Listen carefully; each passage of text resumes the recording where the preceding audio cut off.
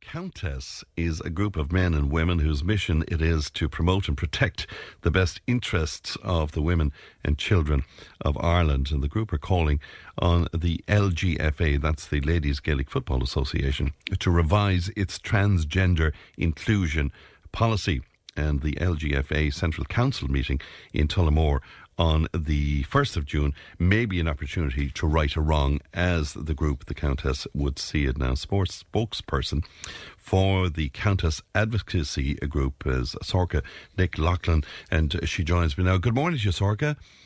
Good morning, how are you? I'm very well indeed, and thank you so much for making time for us this morning. You are calling on the LGFA to right a wrong as you see it. Can you just, for the listeners, can you just explain what their inclusion policy is?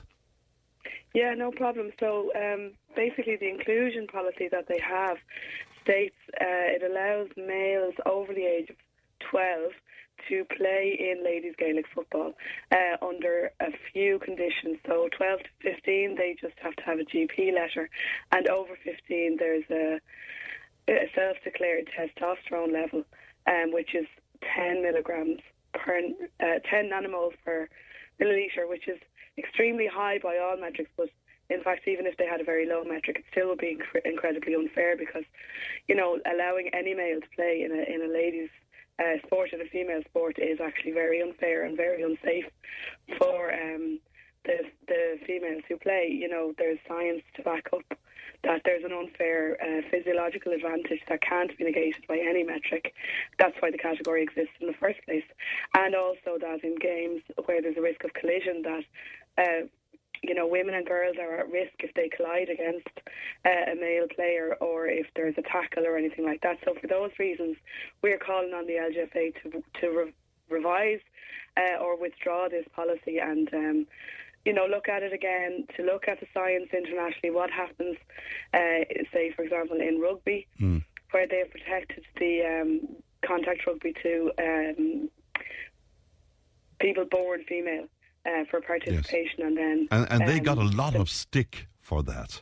They did, but actually they did a 2-year, World Rugby did a 2-year review where they looked at all the science in this area. They heard from experts in terms of medical, they heard from experts ethically, they heard from sports scientists, physiologists, etc.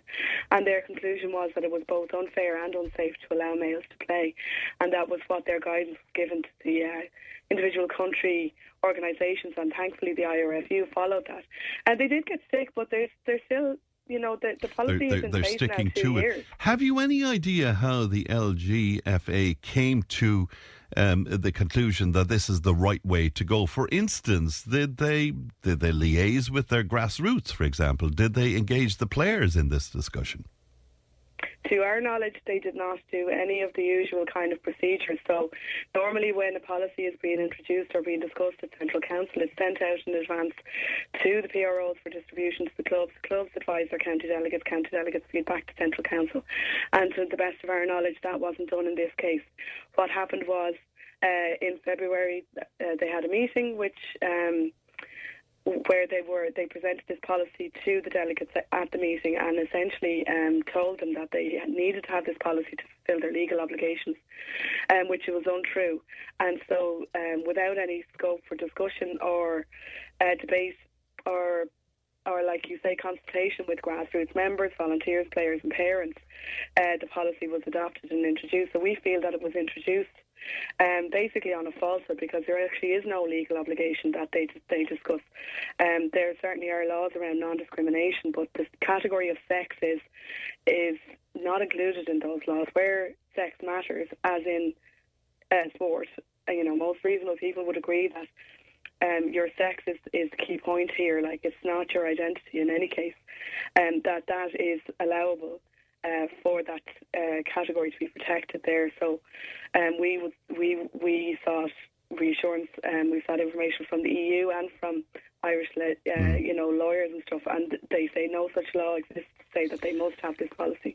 They're allowed to have this policy, but no law says they must, and we would feel that it's an extremely unfair policy to introduce to, you know, all the women and girls who are in And this Sorcha, course. when you say they're allowed to have this policy, are you making reference to that Equality Status Act of the year 2000? Is that So what...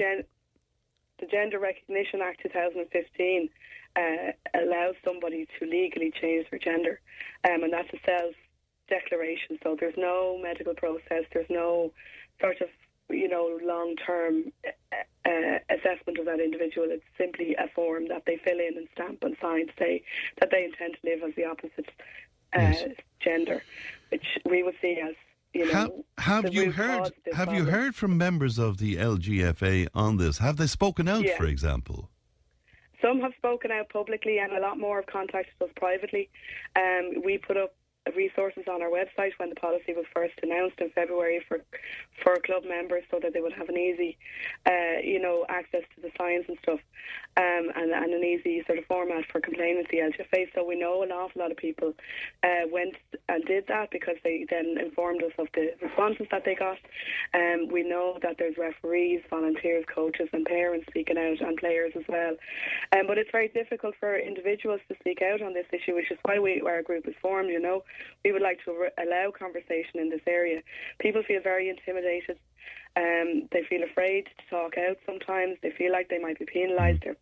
Their opportunities to play or their opportunities to volunteer might be withdrawn if they go against the official LGFA line on this. So it's an extremely difficult situation to be in as an individual. Which is why we want people to use their voices. Were some of the usual spokespeople from the LGFA, were they coached or briefed in some way as well, in terms of what to say or what would be acceptable to say as part of the organisation? Well, I'm not sure about the spokespeople, but certainly there have been spokespeople who, went on record in one or two publications, but mostly it wasn't publicised at all. We do know that the girls who were involved in launching the county, one of the county leagues, were given instruction on how to respond to questions, and essentially what the response was to either say I don't know or to say I support the LGFA. So no, it does seem like their rights to have an individual opinion were taken away from them. They were told essentially don't say anything about this, and it seems to be the same across the board, that the line is say nothing, keep your head down. But we're calling on any member of the LGFA can go through their club secretary and instruct their county delegate to raise this issue at Central Council and have a proper, robust debate about the fairness for us. But I would imagine, and I know from previous discussions on this programme about this subject, Sorcha, I would imagine the public representatives would be very, very careful indeed about touching this for fear of being cancelled in some way, It takes a lot of bravery to speak out according to your conscience. It's much easier to avoid the issue, that's for sure. And certainly, a lot of the government politicians and even those in opposition are extremely afraid of, activists in this area targeting them, which is kind of a shame that they don't have the courage of their convictions, because we know privately a lot don't agree with this, and then certainly the sports science backs us up in our position that this is it's just wrong. But I presume you've been accused of discrimination. Well, it's difficult because you're accused of being anti-something when in fact what we are is pro-women, pro-children, pro-fairness. That's the things we stand for. And if people feel that that's against another group, that's an issue that should be discussed. Right. We should be allowed to have. But are you anti-trans? No. No, we're not. No, but there is a conflict. There is a conflict here between the rights of women and girls in terms of same-sex sports, in terms of same-sex spaces, for example, prisons, toilets, all those kind of things. There is a conflict there that needs to be resolved somehow. And so we hope everybody is free from discrimination and lives their best life, but it shouldn't come at the expense of another group of people. And is that what's happening? Is that what's happening at the moment, as far as you're concerned? Yes, we would see so. My remit covers sport, but we see it in other areas such as prisons as well, where the rights of women to single-sex provision are removed because of the GRA and the interpretation of the GRA by the prison service here, so that they have actually housed prisoners who are male in the women's wing in Limerick. In terms of sport, once you allow a male to say, I'm a woman and deserve to be in the female category, women are excluded. So that could be through self-exclusion. They just withdraw, which happens in cycling. It's happened in other sports. Or they're excluded because they lose places and opportunities. So you imagine, say, a girl coming up might need, might want a place on a team, and if there's a boy on also wanting that place, who's going to be the most competitive player? It's going to be the male, because of the advantages that they have through their biology and their physiology. And you stick by that line that you use: male advantage gained at puberty cannot be eliminated. Yeah, it's well proven, well established. And in fact, the male advantage begins before puberty. So by the age of 9, you're seeing differences in, speed, agility, strength, I guess, strength, lung capacity, all of those kind of things. And as accelerated by male puberty, and nothing you do after that can remove that. So essentially, what you're saying is, you women and girls must accept this person in your category, even though we know the science shows that they have an unfair advantage. Like, we don't allow doping. We would feel very strongly if somebody was taking a drug that made their performance better. But here we have where we know there's an advantage, and we see policies that allow that advantage and essentially say, we know it's there, but we don't consider that your rights are as important as the ones of this other group. And Sorcha, because sport is your remit, what's the story? I was trying to read up about Golf Ireland, for example, as well. What is their gender policy? It's not as clear as the LGFA one, but it's also not. It's a very strange one. I'll just bring it up because I was trying to work it out this morning. Let me just find the information on. So basically what it says is, you live as a female for 2 years, and so you can see that it's very it's very vague.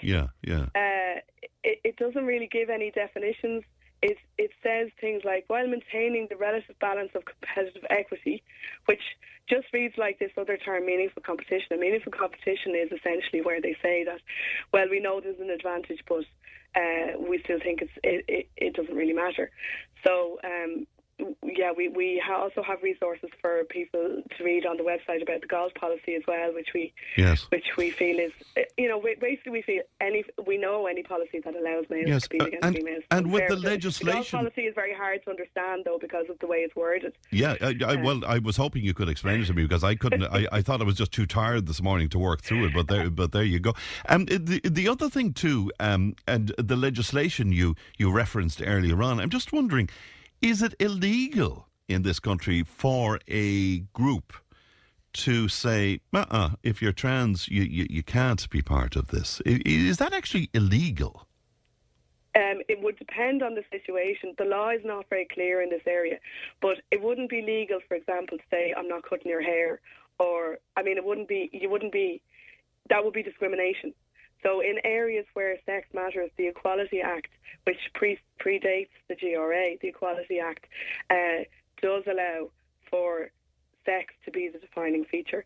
But it's very, very unclear. And one of the issues we have is that the law equates sex and gender expression or gender identity, and sort of mixes them up so that it's quite difficult to draw out the underlying meaning of that, and it could be argued either way. Obviously, discrimination against a group is wrong, and if it's on the basis of their gender identity, where that's irrelevant, then that is wrong and illegal. But if it's on the basis of sex, where sex matters and sex is relevant, then the law is clear that that is allowed. And so, for example, the IRFU were able to bring in a policy which said that the category of women's rugby is for female players only, so those born female. and that has yet to be challenged. Like it's a complex area.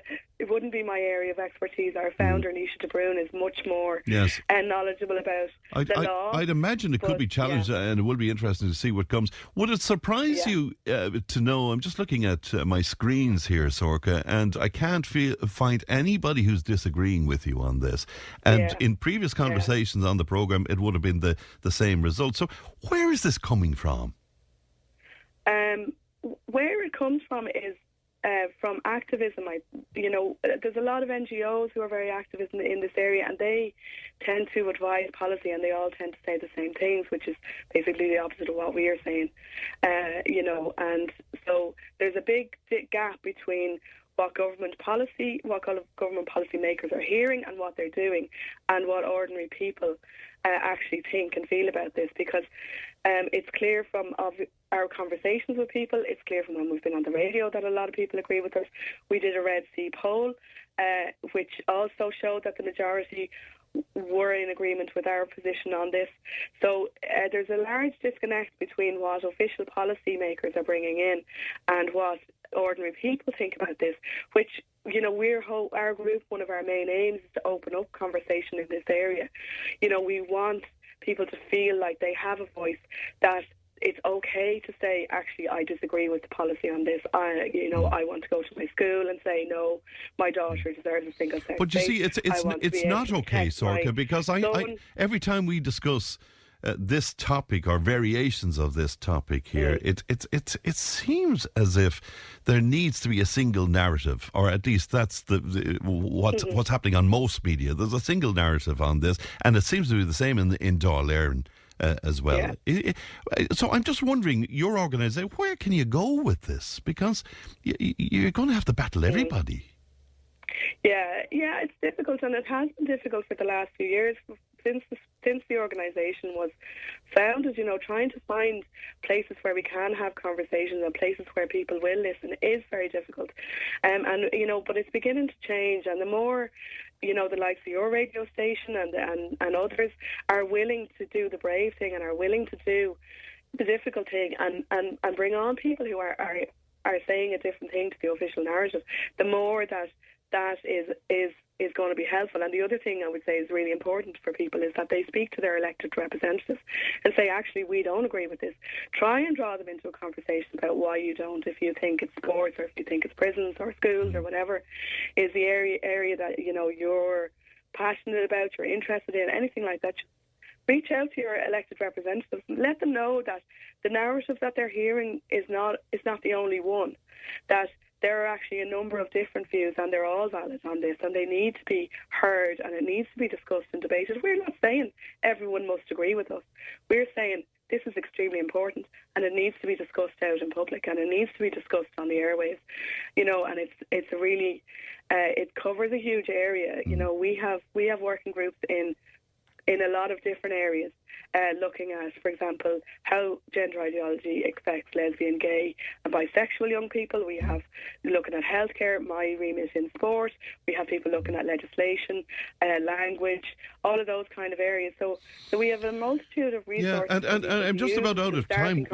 I'm just about out of time, Sorcha, which is a pity, because there's so much else I'd like to touch on that I was reading about on your site this morning. For example, I didn't realise the way lesbians are affected greatly by the ideology that you're making reference to there as well, I know, and we have a working group, so we've quite a few lesbians and gay people in our organisation who are very concerned about the erasure of, sex in terms of their attraction and in terms of their right to spaces, and, that's a big issue as well, where it's kind of, you're seen as it's a whole one group, LGBTQ, whatever, whereas in actual fact, lesbian, gay and bisexual people feel that their needs are quite different. That's the thing. And a gay woman said to me last week on this programme that she feels that lesbian and gay need to almost divorce themselves in some way from trans, because it's a very separate issue. That would be the same as what the women in our group are saying as well, and we see that quite a lot online. There's quite a push from gay men and lesbian women and bisexual people as well, who are kind of saying, hang on a minute, like this isn't exactly this doesn't reflect all of our values here. You know, we were looking for equality, but that's kind of basically it. You know, and whereas gender ideology is looking for something a lot bigger, a lot. You know, it's a much more fundamental change to society than simply saying, you know, you've a right non-discrimination and equal right to marriage, which is, you know, yes. That was a very laudable, and in fact, you know, there is some evidence that the equality legislation, you know, that we all voted for, was used as a kind of a cover for bringing in self-ID and the Gender Recognition Act, which is extremely unfair on the people who voted for, you know, marriage equality. All right. Sorcha, I must leave it there, but most interesting to talk to you today, and we appreciate your time. Thank you. Thank you, and bye-bye to you now. Bye-bye. That's Sorcha Nick Loughlin there, sports spokeswoman for the Countess. And interesting conversation, I'm sure you'll agree. 1800 938 007.